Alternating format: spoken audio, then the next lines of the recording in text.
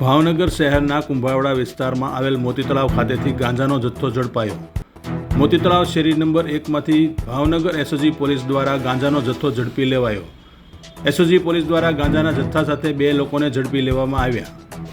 બંને ઝડપાયેલ વ્યક્તિઓને ગાંજાના જથ્થા સાથે એસઓજી ઓફિસ ખાતે લઈ જવામાં આવ્યા। ગાંજા સાથે ઝડપાયેલ બંને શખ્સોને ગાંજા અંગેની પૂછપરછ હાથ ધરવામાં આવી।